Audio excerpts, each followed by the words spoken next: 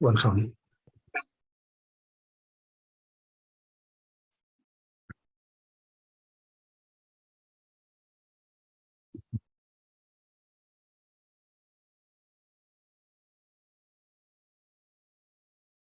So for some of you who are new, who may be new, there'll be a guided meditation, which would be followed by questions. And so for the meditation, you are all muted.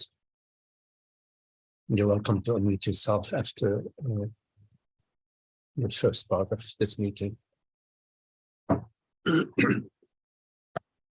So to start with, just sit comfortably.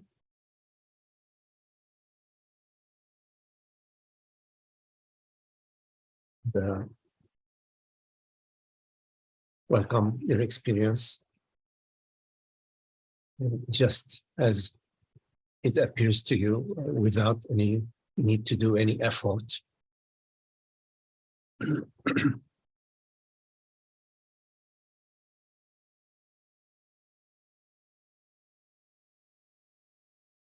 Whatever sensations arise to you,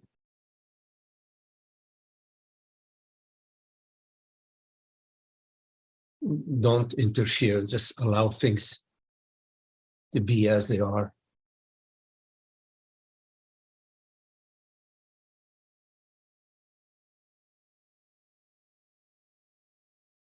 There is no effort required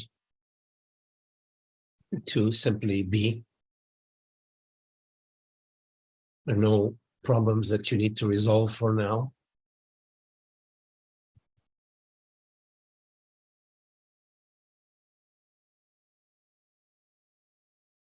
Nothing that we're trying to achieve.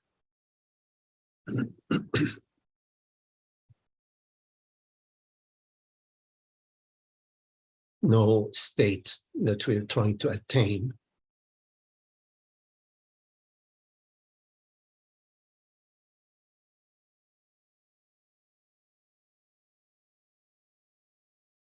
In the absence of any judgment, in the absence of any resistance, everything is fine as it is. In the absence of any identification,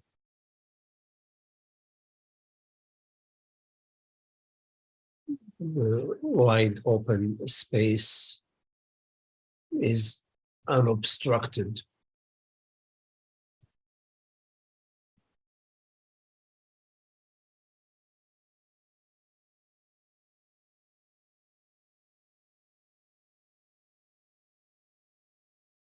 There is nothing that you need to protect.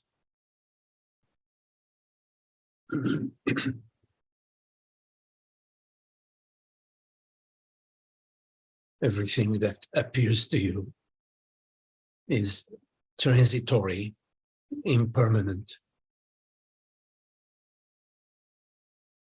is of no real consequence. But you, this aware presence, you do not appear, nor do you disappear.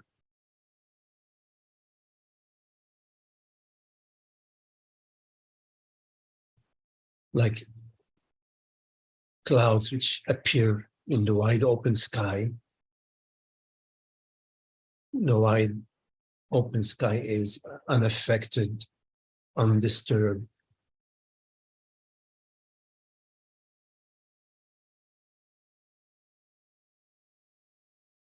The wide open sky has no identity.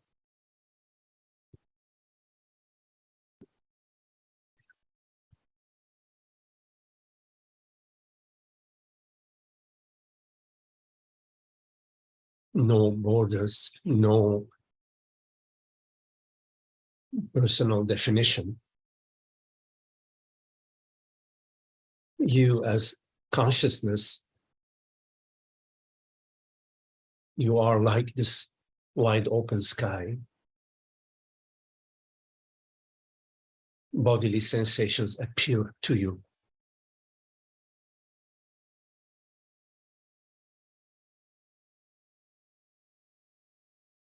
Perceptions and thoughts of various forms and various content appear to you. They are like the wide open sky. They're like clouds appearing in the wide open sky of different shapes, different forms.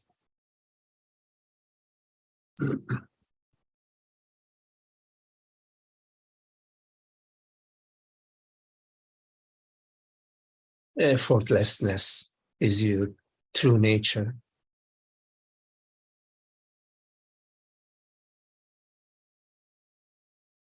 Which is this formless reality, which perceives right now this perception.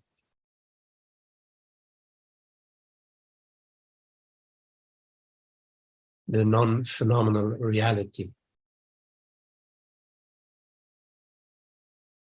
which is the reality of consciousness.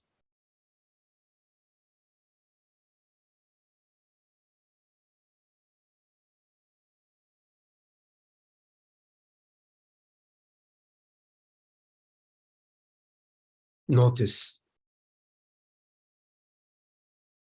that in your experience, there is that which is perceived, but also there is awareness, the reality which perceives. You know awareness as I, as reality. Whenever you refer to yourself, it is consciousness referring to itself. You do not refer to yourself as an object.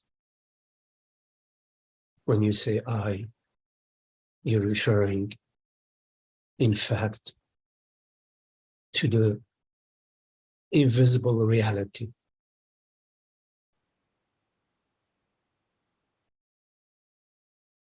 Which is not divided in bits and pieces.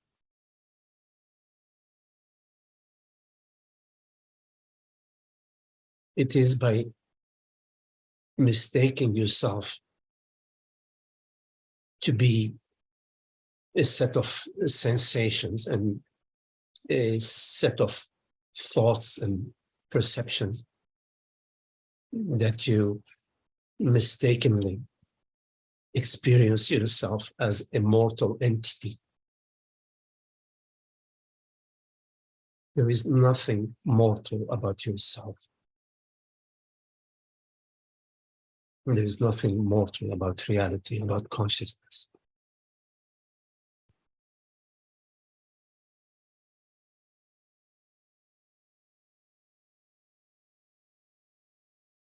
Everything that appears to you disappears, but you don't.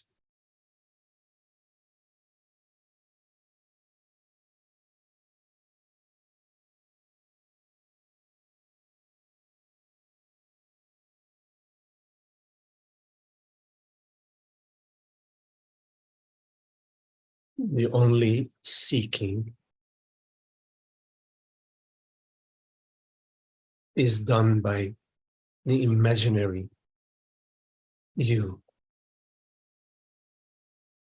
You imagine yourself to be lacking, to be limited. You imagine yourself to exist in time and space.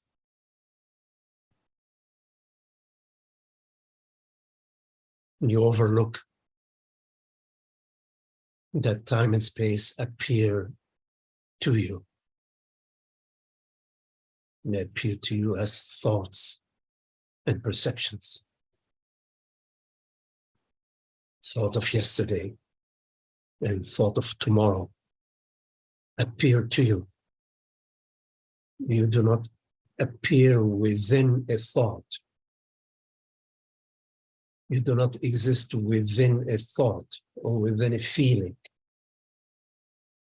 The feeling appears to you like the weather appears to you.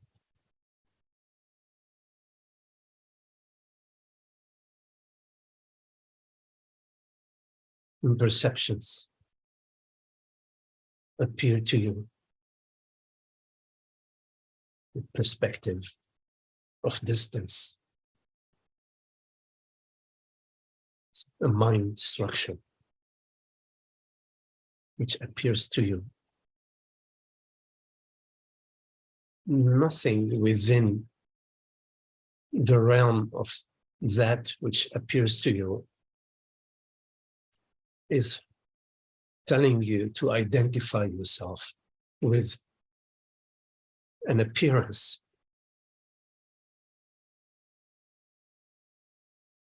You don't need to identify yourself with a storyline or with memories and thoughts and sensations and feelings.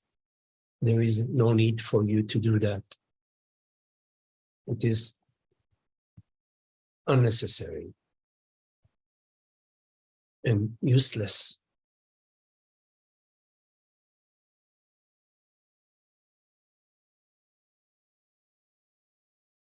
Rather than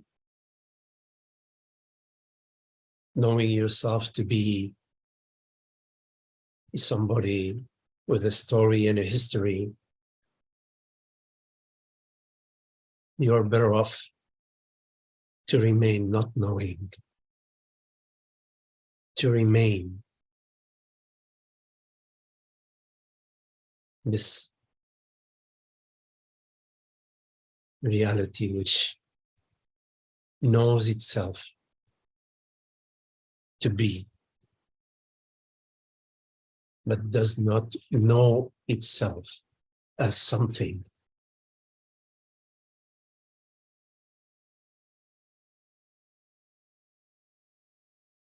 It is sufficient for you to rest as being without knowing what this is. It is sufficient to be,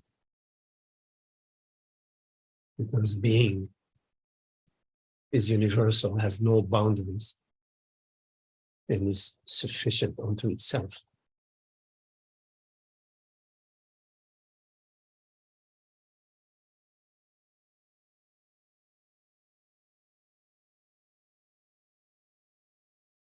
Like Parmenides said, being is, non-being is none, and has never been. That which is cannot not be, and that which is not has never been.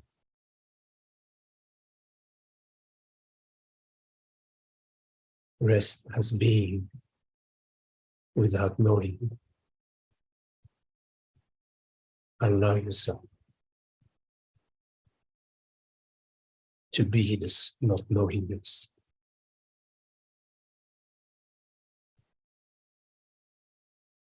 You don't need to write any script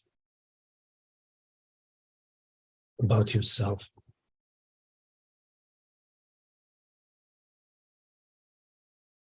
Because you already are the reality of being. The only reality that is.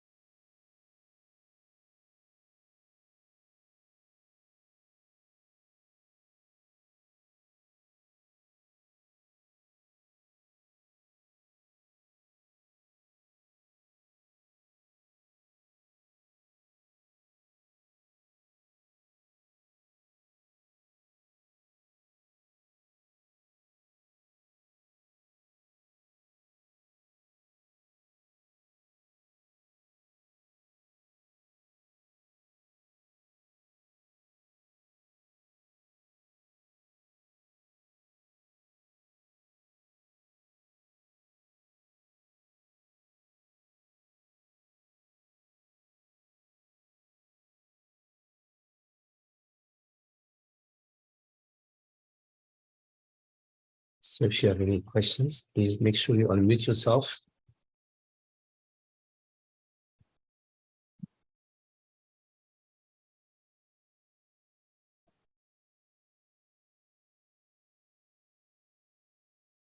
And also in the bottom of your screen, there is a reaction icon that if you want to raise your hand, you can also raise your hands by using the reaction icon. Any questions?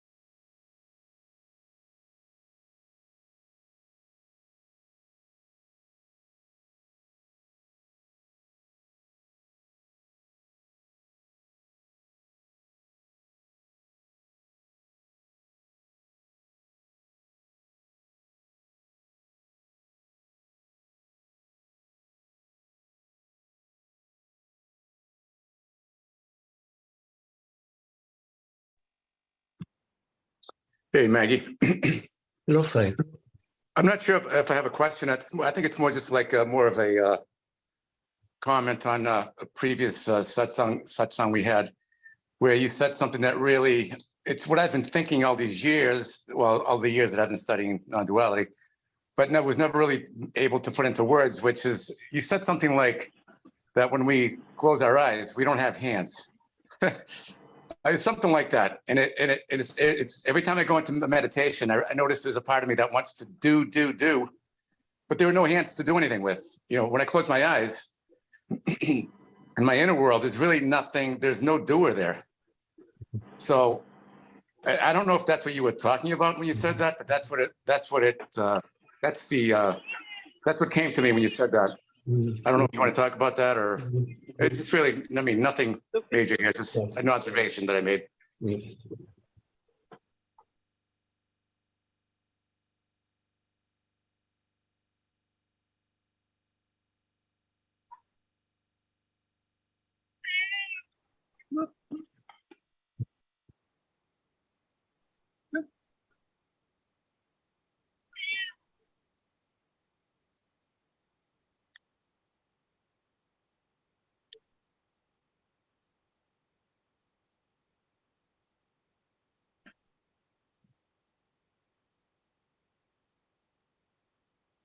You know, we do have a sense that we are the doer.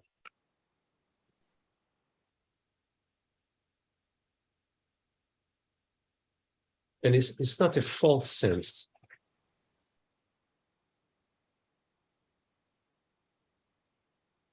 What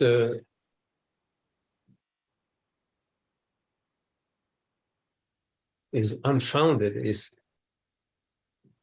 the belief that there is a personal limited doer,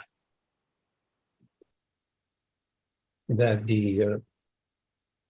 that there is a limited entity operating in the universe, or maybe it's now operating within my brain or in my body, or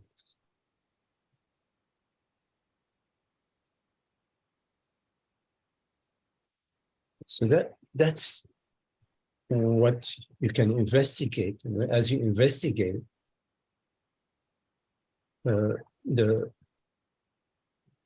personal doer, you will only find memories and beliefs and thoughts, feelings, all of which are fleeting. But the sense that I am the doer is still on board, because it's true that you are the doer. We know we are the doer in everything we do. So in the absence of some limited entity that is non-existence, that what is that sense of doership, the sense of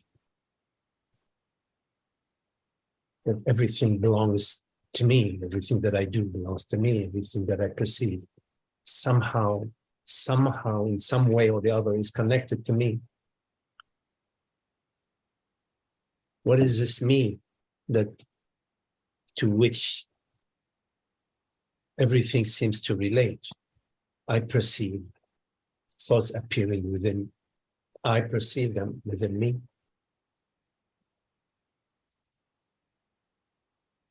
The world appears to me. What is this me?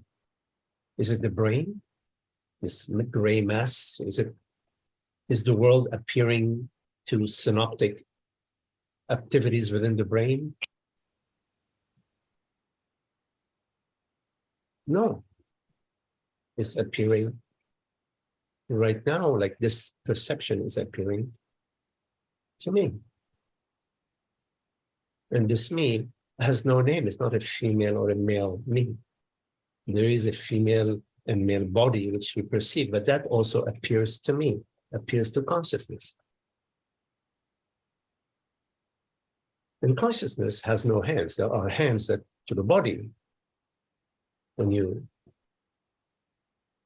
put your hand in the fire, you will know that you have a hand. And you'll know it very quickly. I mean, right now, who cares about having a hand? Because you're relaxed, you're just listening, we're conversing. But if somehow you pinch your finger in the door, you know that you have a hand. But the hand belongs to the body. It doesn't belong to consciousness. Consciousness doesn't have a hand. Consciousness being the reality which perceives, the reality which is I. I mean, I is this reality. It's not like so complicated. Of course, I am the doer. Of course, I am the one who chooses. But what is this I? It's consciousness. When you say I and you ask yourself, what is I? You don't point to your leg or to your chest or to your head or to your picture in the album or to, your bank account or to your car. You say, well, I am the owner of this. No. You go to either and say, I am that which is. I know I am, and I know I perceive. Yeah, that's like the direct path to yourself is I am, and I know that I am. But that I doesn't have hands. And that I doesn't hold on to anything because it has no hands to hold on to anything. But the body, of course, the body holds on to the steering wheel. When you're driving, the hands, you have to hold on to the steering wheel. The body mind has to remember the account number or the passcode to your bank account or whatever, But that's at the body mind level, you see.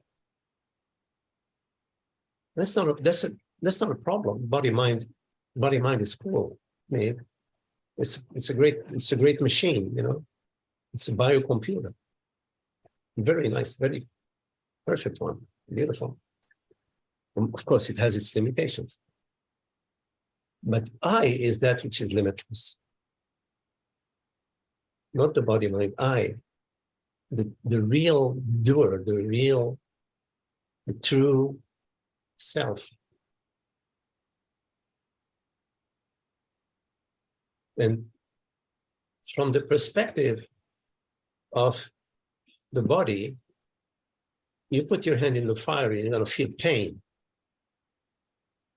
But from the perspective of consciousness, there is no pain. From the perspective of the body is aging over time. But from the perspective of consciousness, there is no aging.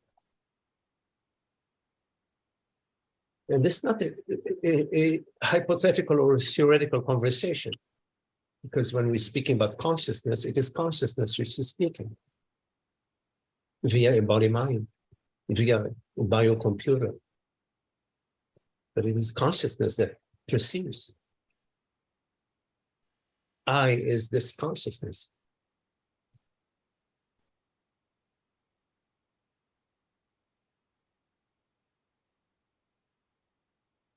So yes, on one hand, there are hands. On the other hand, there are no hands. So everything has its place, you see. Everything has its place. The car, we parked in the garage.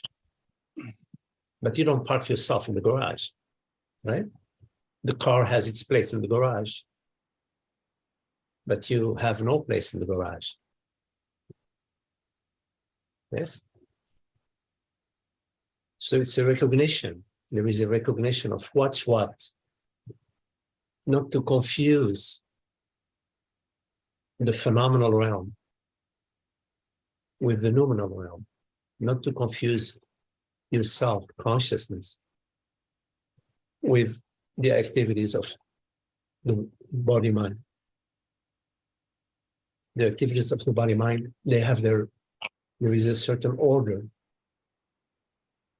At a certain time, you have to put fuel in your car. At a certain time, you have to feed yourself. At a certain time, you have to visit your mom. At a certain time, you have to tend to some office work, whatever. That's at the body-mind level. There is a certain harmonious way of functioning. But you don't need to identify yourself with the body-mind. You don't need to believe and imagine and feel that something is happening to you. Because what's happening to the car, what's happening to the house, what's happening to your mom, what's happening to your bank account, what's happening to your body is happening to your body, to your bank account, to the car. It's not happening to you. Not to confuse yourself, which is this aware presence right now, this invisible presence, which is the same presence. There isn't like a presence that's more present than another presence, or a consciousness that is more consciousness than another consciousness. That's just a hoax. So Magdi, I want to ask a question here. So that idea of doership, is that strictly a body-mind phenomenon? Well, it is. Body-mind is phenomena, but is that the desire for action? You know, I want to act, do, etc. Is that a totally phenomenon? Is that I don't even know how to say this, but is that strictly phenomenon, or does it come from noumena at all? There is a desire for action that comes from the cosmos, that is not channeled through your emotions, your personal emotions. Oh my God, what's going to happen to me? There are thoughts and activities that are not channeled through ignorance, that are not channeled through the belief that I am some entity within a cocoon. So there is action and action. You can't put them all. You cannot put all action in the same bag. Mm-hmm. You have to ask yourself in this moment, this feeling to do something, where is it arising from? It's arising from my fear, my worry, my concerns about me, my future. Am I loved? Am I popular? How long am I going to survive? Or is this desire to do something coming from an unknown place? Gee, I'd love to, when I'm going to visit my mom today, just feel like seeing her. I want to invite some friends over to dinner, or I feel like sitting down doing you know, listening to some music or doing some paperwork in the office, whatever. It's just, is it coming from a place of not knowing, or is it coming from a place of, I know what I am and I'm concerned about myself? It's one thing to also act in the world in a practical way. You have to, you know, prepare a report. You know, it's due before the end of the month. So yes, I got to do that because that's part of how I get paid. That's part of how I get my wages. But that has nothing to do with ignorance. That has to do with intelligence, because the body mind is intelligent and is going to act in ways that allow you to pay your bills and have a relatively comfortable life for the time being. There's no ignorance in that. Ignorance comes when you believe yourself to be a separate entity. And there is a negative emotion, a sense of lack, a fear and worry and concern about me, some me. That's it. So it's important to discern those what is behind the sense of doing, the sense of relation. Well, that's great. This question comes to me a lot when I think about even attending the satsang. I go, oh, I feel like sometimes I have to go do something or when I think about quote unquote being enlightened or waking up. There's a part of me that wants to do what do I have to do? And then I realize it's just understanding, but understanding is it doesn't come from doing. Right. Other than maybe attending a satsang or whatever, or reading a book or something. But yes, the doing is, I guess that's something that really that comes without any kind of doing. Yes. Right? Am I right about that? Yes. Understanding is done by God. It's done. It's not. There is no personal doing in understanding. Understanding is God's whisper, God's message. There's no doing in understanding. In fact, at some point we realize that all doing is God's doing. But that would be the end of any issues about doing or not doing. Once there is that understanding that it's all God's doing. But this understanding has to be a lived understanding. In other words, it cannot be simultaneously my personal worries and concerns and fears, and at the same time, I say everything is God's doing, because God is not in the business of fear and worry and concern. that would be not being honest or sincere. The only time where you can really speak that everything is God's doing is when you're no longer operating under the personal model of worries and concerns. So understanding about truth is a result of your love and your interest in truth. As soon as you are interested in truth, understanding is on the horizon, like the sun. It's just a matter of time for the sun to shine because of your interest in truth. So you don't need to do anything. Simply align your activities, your life with your true interest. True interest is in truth. Just to recall that. Remain true to your interest. And everything will align itself. You don't need to sacrifice. You don't need to say, I'm going to decide to do this and cut this out. If that thought arises to you, I'm going to sacrifice going to play basketball with my friends in order to attend satsang. That thought will come to you and will arrange everything for you so that you can attend satsang because of your interest in truth. You don't need to make that decision. It will come to you. these choices will come to you because of your interest. And you are aware of your interest and you're true to your interest. And you don't need to really do anything outside of recognizing what really matters to you in the deepest sense.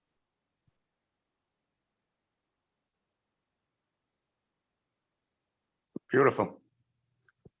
Thank you. Thanks, Magdi. Appreciate it. Okay. Okay. Thank you so much. Yes.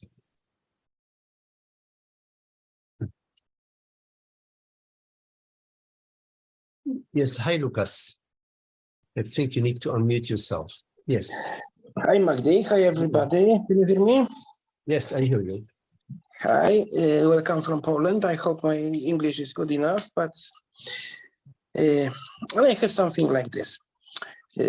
2 months ago, my father died, and there is a tradition that you go in that place in a cemetery and watch a corpse before funeral, right? Lying in a coffin.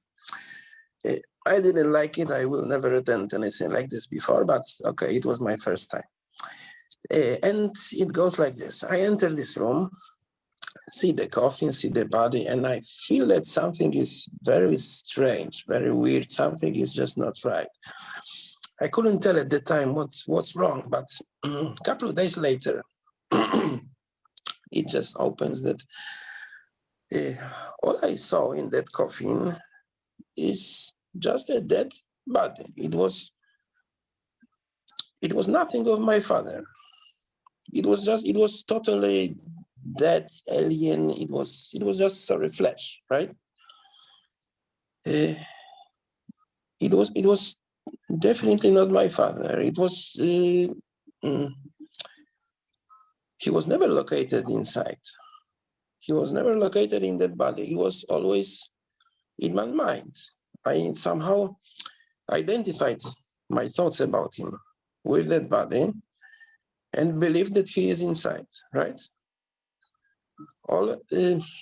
We believe people are located in this body, in their bodies. Mm-hmm. They are not. Mm-hmm. They are in my head.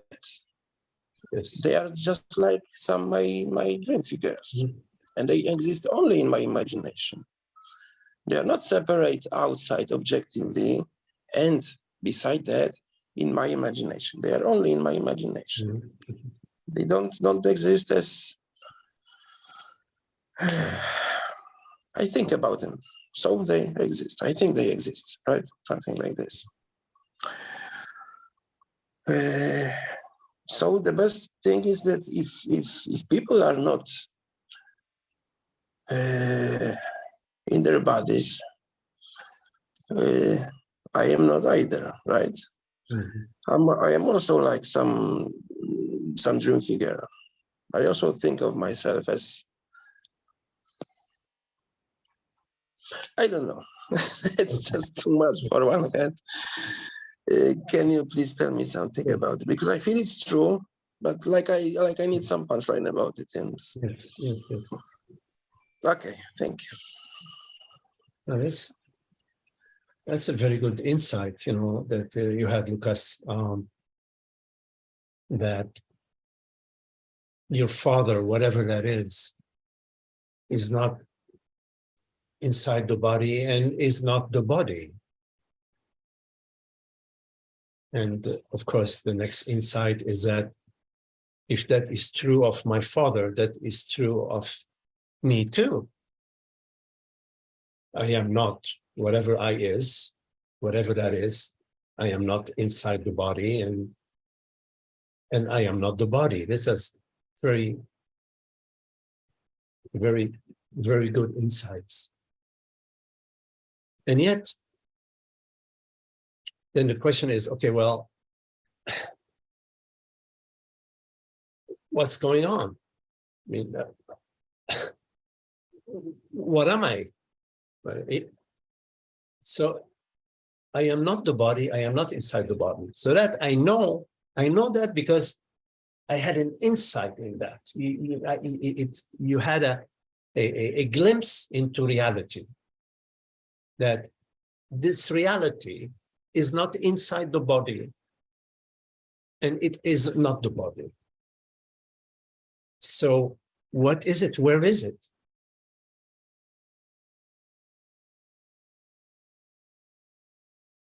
So if you look at your experience right now, okay, you could say, well, there is a body named Lucas. It's a male body. It's born such and such a year. It's born in such and such a town, mother's name, father's name, etc. Yes. And this body, right now, it appears to me. It appears to me as, for example, the sensation of my feet on the ground, if you turn in sensation, or the sensation of your back on.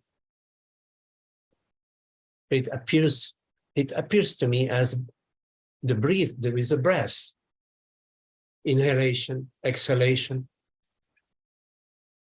So this body, there is a body, it appears to me as sensations, bodily sensations. The sensation of warm or cold. And the body also appears to me as an image. I have an image of Lucas, 15-year-old Lucas, or 20-year-old Lucas, 30-year-old. I have an image. Memories, as memories of Lucas having dinner yesterday with some friends or with the family. So there is a body, there is a mind, there is images. They appear to me, but what is this me to which these sensations and these images appear? Right now, I hear these words, right? It's not the body that hears the words, because the body is not, there is no consciousness inside the body. The body is an instrument. What is it that hears? What is it that perceives right now?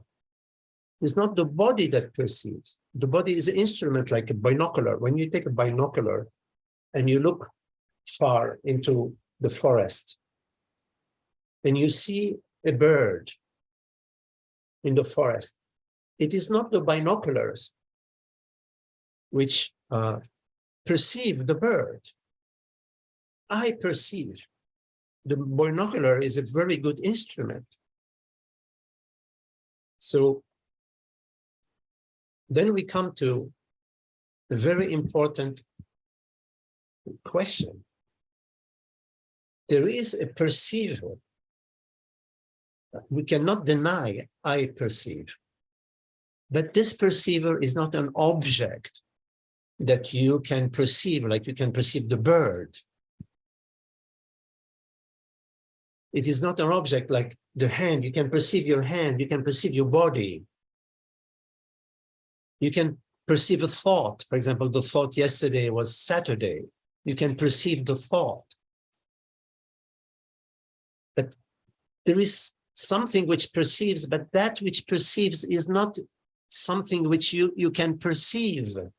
You follow? And that which perceives is in this moment is what I call consciousness. Whatever it is that perceives right now is I call consciousness, but is not male, is not female, is not inside the body, outside the body. It's not big, it's not small, etc. It has no phenomenal characteristics. Do you follow? There's no phenomenal characteristic, but yet it is undeniable. You cannot deny the reality which perceives right now. You cannot deny consciousness. It's a very important glimpse you had, because you realize in that moment that consciousness is not inside the body. It is not the body.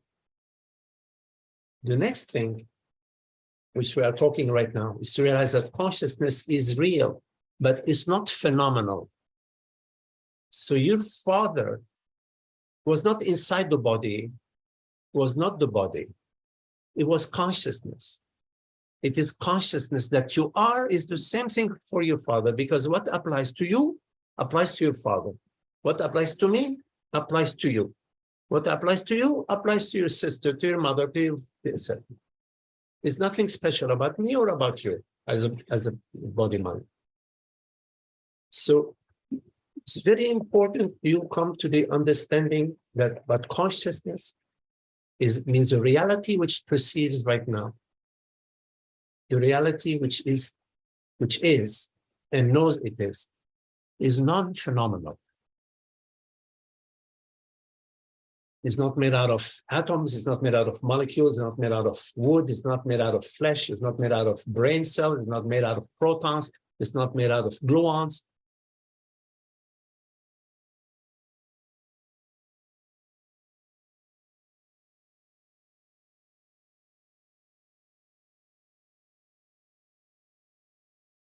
Now, this is a very, very interesting place to come to, because you know that anything phenomenal has a beginning and an ending. Like an acorn becomes an oak tree. The oak tree, after 100 years or 200 years, it goes back to the earth. You know that everything phenomenal has a beginning and an ending. It exists in time and space. But consciousness is non-phenomenal. Therefore, it has no beginning and no ending. It does not exist in time and space. Anything that appears disappears. Anything that you perceive appears and disappears. But now we're talking about the reality which perceives. The reality which perceives does not appear, does not disappear. Wow, that is a major statement. That's a big statement. That the reality which perceives does not appear nor disappear, because it's not phenomenal. Then you can ask yourself, what is the relationship between this reality, meaning the reality that perceives, and I? Are they two? What is I? Is it not the reality which perceives? I perceive.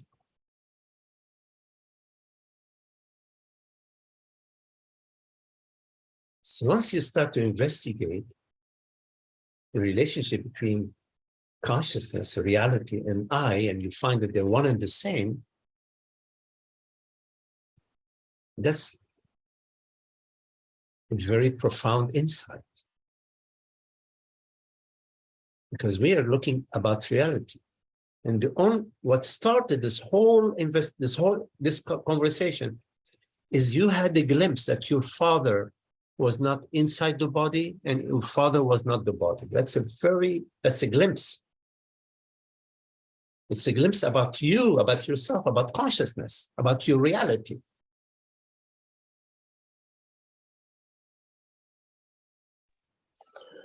Looks like the hard step now is to accept that also all my story, all my past, all my memories are also just not important, without any meaning, right?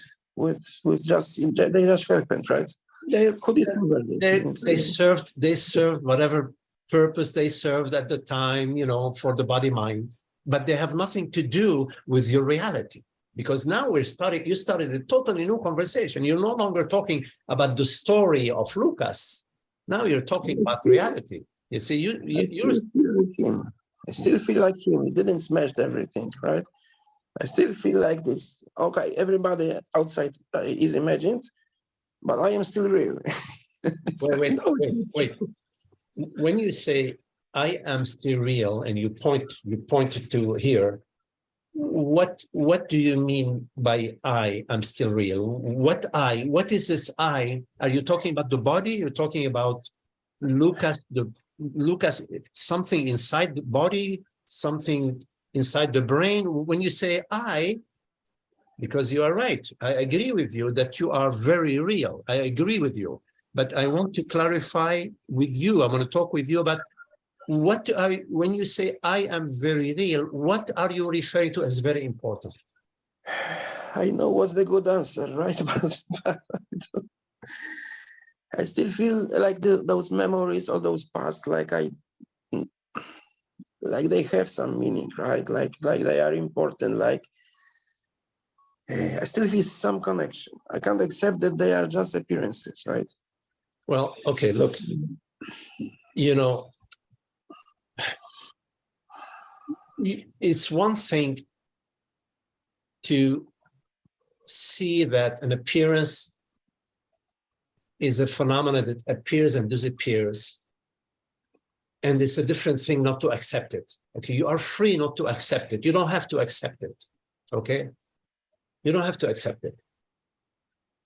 But you cannot deny the fact that an appearance, whether it's a memory or sensation, a perception, a feeling, you cannot deny the fact they appear and disappear. They arise out of consciousness, out of presence, and they disappear out of presence. They did completely.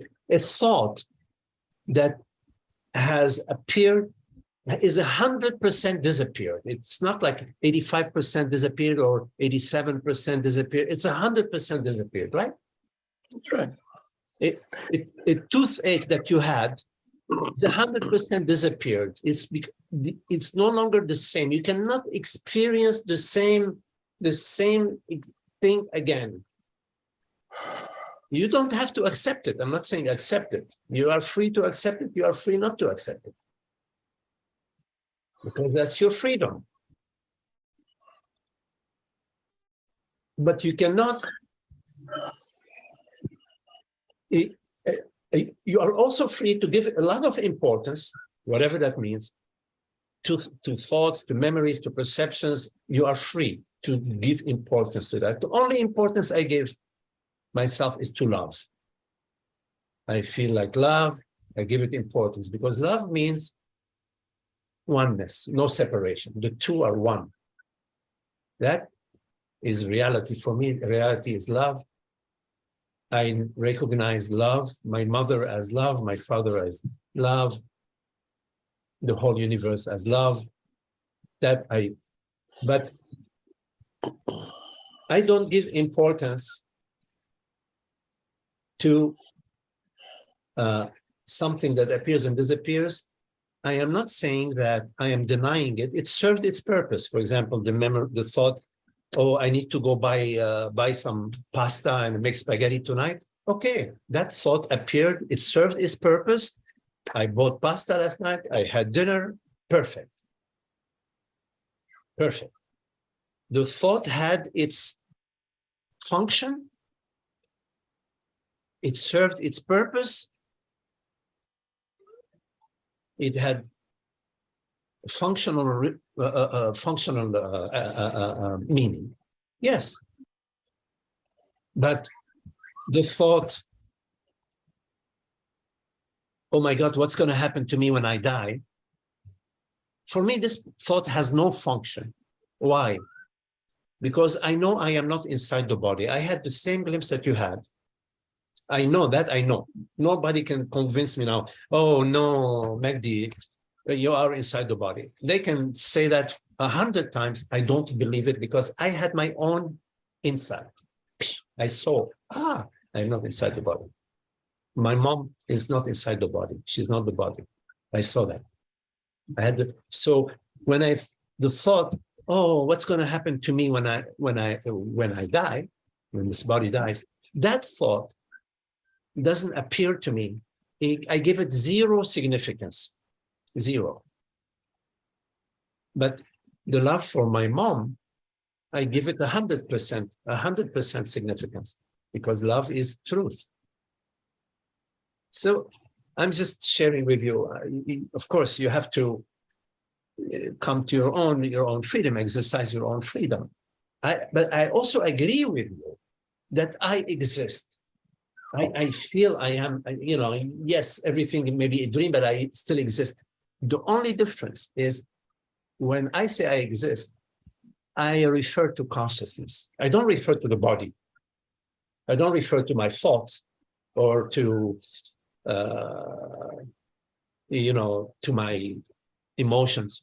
No, I refer to consciousness. Yes, consciousness is, and I am this consciousness. So yes, of course, I exist as consciousness, but it's not different from your consciousness. Your body is different from my body. Your thoughts right now are different from my thoughts. Your perceptions, your living room or your sitting room and my sitting room are different. But consciousness, my consciousness and your consciousness, I have no basis to say that they are different. No. Okay, thank you. Okay, nice talking to you, Gus. Yes.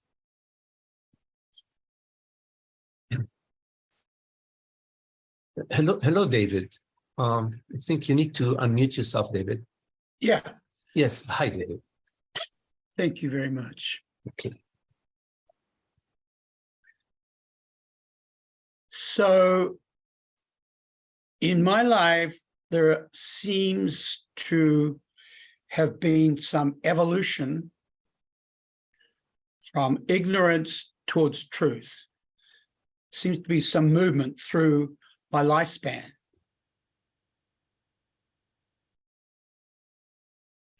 So what I'm seeing is that in these different phases, stages, whatever you want to call them, of growth, of expansion, whatever, in particular stages, there would be an automatic action or even thoughts and feelings. And then in other different stages, they would not necessarily arise. There'd be a different approach in thoughts, feelings, actions. So my question is there such a thing as free will, or is it just consciousness expressing through whatever evolution is in the body-mind? Mm-hmm. Yes. Every insight that we have has an impact upon the mind and the body, and meaning our thoughts, our behavior, our actions.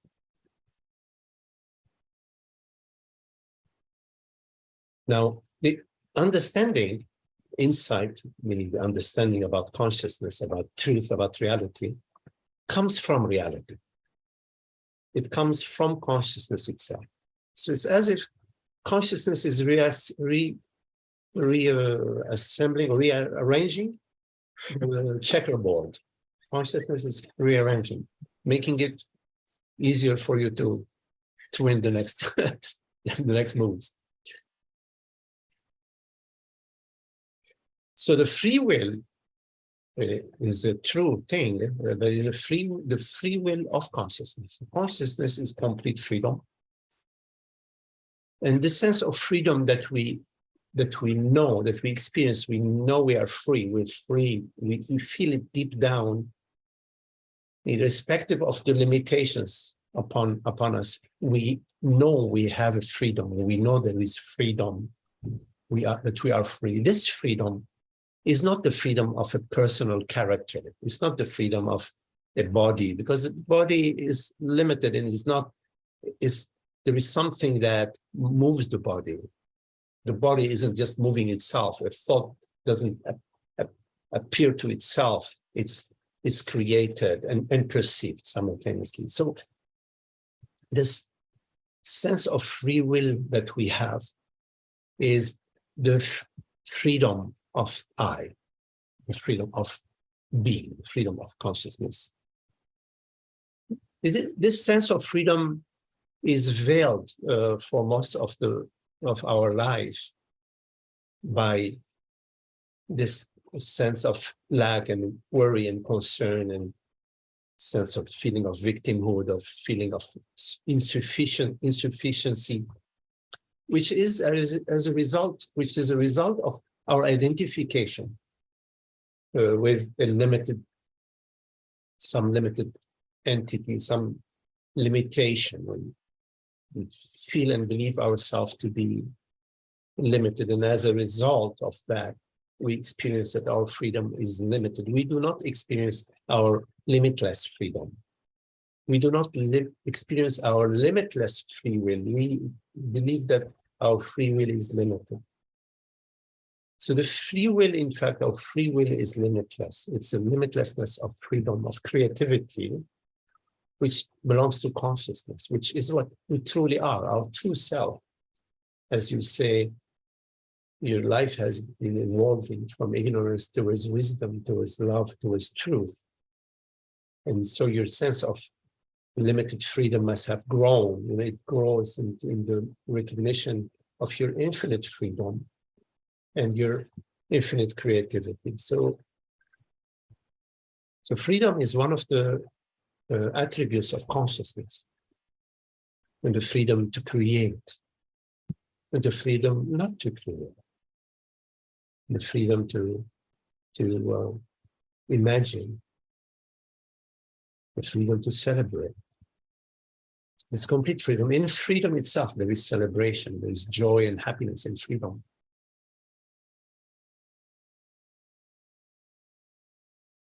So,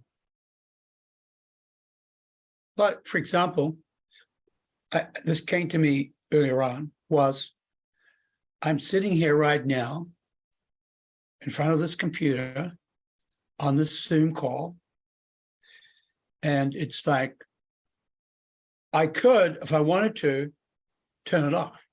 of course, yes. I could. Absolutely. I could turn it off. But there's a lot stronger attraction to actually not doing that. You know, maybe 20 years ago, I would look at this and thought, what the hell is this all about? Right. You know, just not even interest. But now there's like an attraction. Yes. So there's no thought about it. It's kind of like something is doing something because I'm attracted to actually be here. I was actually attracted enough to even ask the question, you know. So it seems like there's this natural expression happening. Mm-hmm. Yeah. You know, our love for truth is endless, because love of truth is love, period. And love is no limits to love, and its expression is freedom. So we will find that what seemed to be difficult for us in the past now is so joyful. Right. Maybe when we started years ago, we were interested, somehow we had a little glimpse, we were interested in truth, and we whatever sat in meditation, whatever we did, there was a lot of, you know, agitation, resistance, and all of that, it shifts into there is no better place for us to be than in contemplation or celebration or enjoyment, enjoying life, enjoying friendship, enjoying you know, creative endeavor of the arts, or being with friends with whom we resonate, you know. And, yeah. So it's a path that takes you more and more into happiness, into the light, into joy, into you find yourself that you're doing what you love to do. You're doing what you love to do. And you're loving doing what you're doing.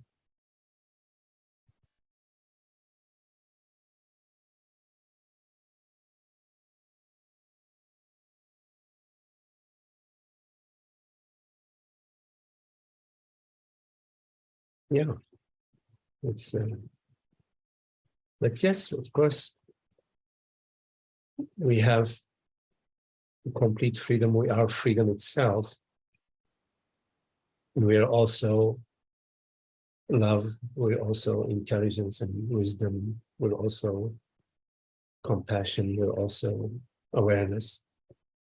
All of that comes together in a very harmonious way. We recognize that life as it appears to us is the creation of consciousness.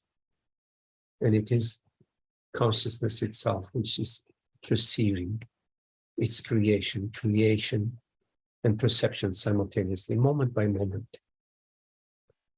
And it's all such a beautiful mystery, but because it is not necessary to adopt the model of being a separate entity. It's not necessary to identify ourselves with the body, with the form, with the body is what it is. It's all consciousness is play. As a result of this understanding, the thorn of ignorance, the thorn of unhappiness is gradually removed out of our life. And we find that our life is an expression of the love and the beauty and the freedom that we are and that everybody is.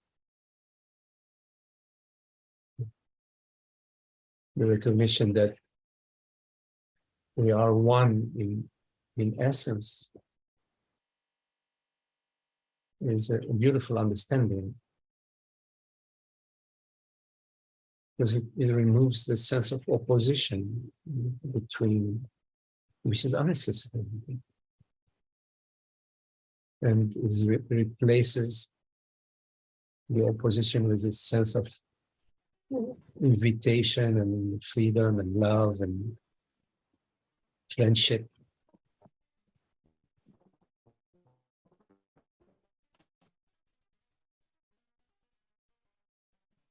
So in a way, our path, which started with seeking the light for ourselves, eventually leads us to be the light unto everything and everybody. I like it when you use the word invitation. It's like invitation to life. Yes. As opposed to a repression or limiting of life. It's just this expansion into an invitation, I can't even say the word, invitation into an embrace and expansion of life itself and whatever. Yes, because life is completely open. It's forever inviting us to get on board and to join the celebration. It's only from the perspective of the limited person that we put borders and we say yes to this and no to that. I say yes to you, but here are my conditions. Only from that perspective. But life itself is consciousness, is always open, available. It's God's garden, God's kingdom. And we're not separate from that.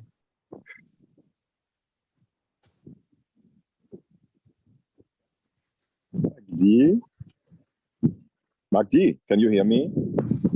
Yes, Imini Chiba. Oh, I'm so sorry. Yeah, no, so because David is, I'm still with David. No. It's just my screen is black. I can Oh, okay, go okay. ahead. A moment.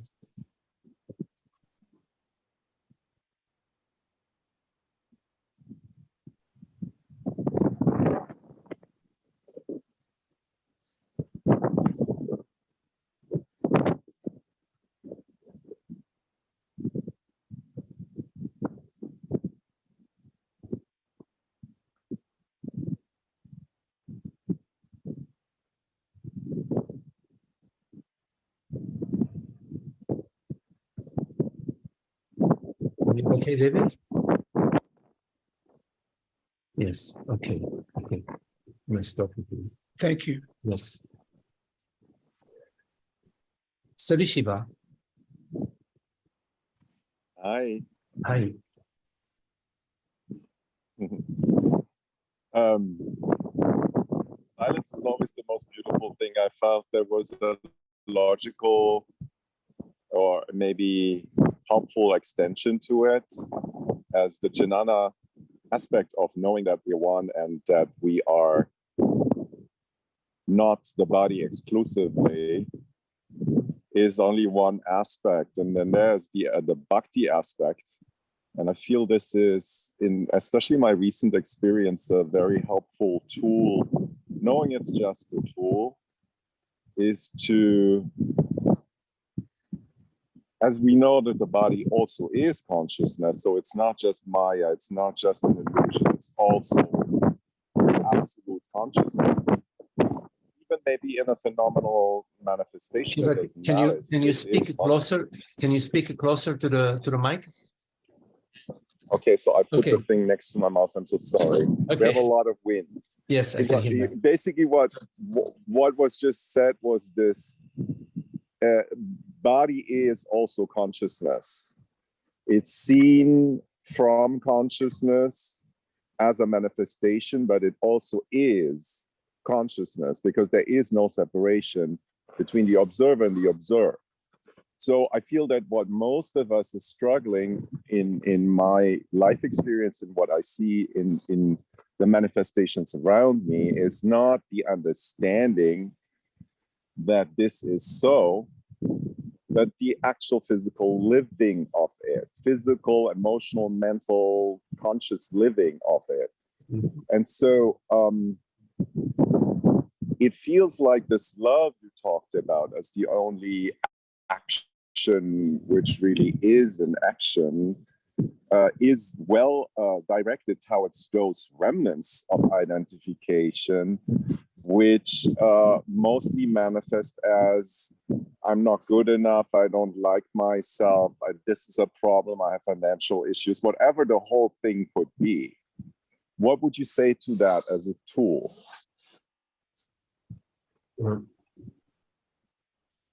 Does it make sense what I'm saying? Because I feel like sometimes in a life situation, if you, let's say, still whatever identified, whatever the percentage might be, or you think you identified, because in fact you never really are, but in that partial identification, you come to a place of, can you hear me? Yes, yes. Magdi, can you hear me?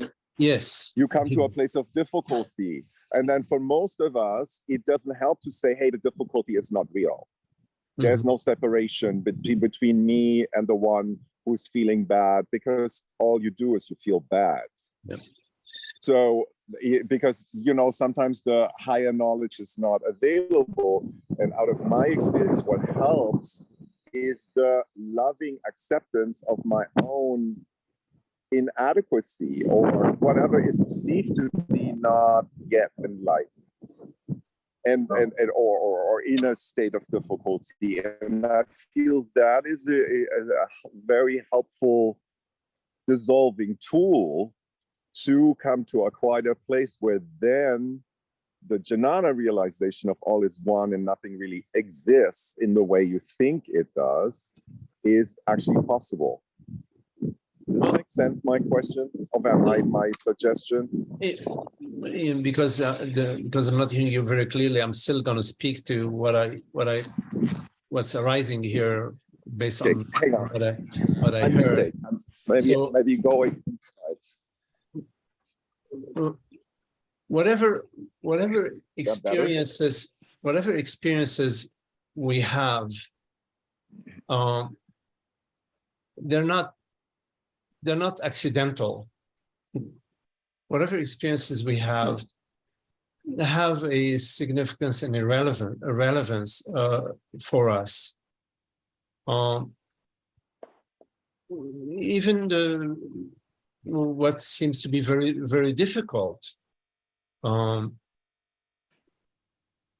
are no accidents. They're there. They serve a purpose and a function, even if it's in maybe even elevating our sense of frustration, if that ever occurs, even including sort of getting to some sense of desperation. God is not a punishing God. Everything that unfolds for us is always pointing in directly or indirectly to us that which we truly, truly love. All streams, even the ones that meander around and around and around, their destination, they're all heading towards the ocean. They're all heading to the source. So this does not mean that we don't, catch the bull by the horns, and struggle whichever way it is, whatever happens, or jump out of the way sometimes, or sometimes get a little bit poked in an uncomfortable way.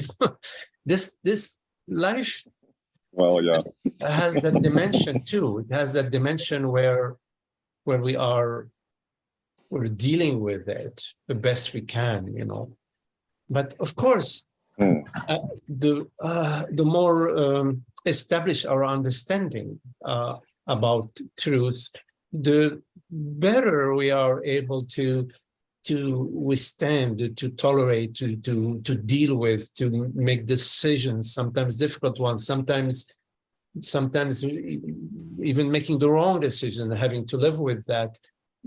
The more our understanding is established about truth, about reality, the better equipped we are in life, in whichever way life appears to us. And it appears in so many infinite ways. It may appear very benevolent. It may appear very unfriendly. It appears who knows how, we don't know.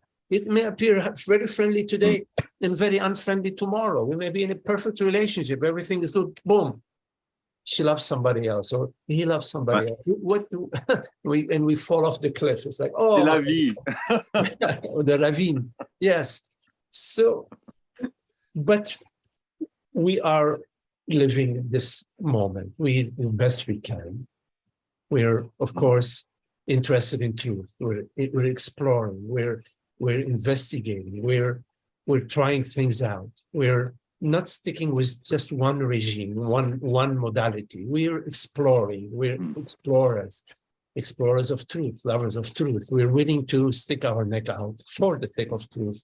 So then there is the dynamism of life, with sometimes is a rapids, and sometimes it's a very, very beautiful stream that you are canoeing on. Sometimes we don't know.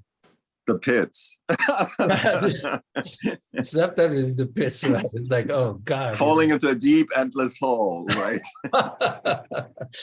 Yeah, well, but But it's an ocean too in sorts, I guess. the ocean. There is the ocean. There is the ocean. There are clouds and there is infinite sky. Yes, there are clouds. There's all sorts of shapes, friendly shapes, unfriendly shapes. And sometimes we feel like uncivilly, how do you say, we feel like we are Buried under the load, And right. somehow even that has its place, Exactly. And I think this is where Jnana meets the Bhakti again, because if you go into saying, I love that which is difficult, and then the Jnana says, And I know that the difficult has the exact right place. There is no alternative to now. And I can love that. Yes. That's really the most beautiful peace in life, I feel. As soon as you love, you are in the right you are in the right direction. As soon as you love, you're in the right like direction. the Americans say, the rest is all gravy. The rest is all gravy. I don't like gravy too much. But yes, I know what you mean. Merci beaucoup, Magdi. Thank you so Okay. much. Okay. Beautiful, beautiful. Okay. Thank you. Bye-bye. Okay.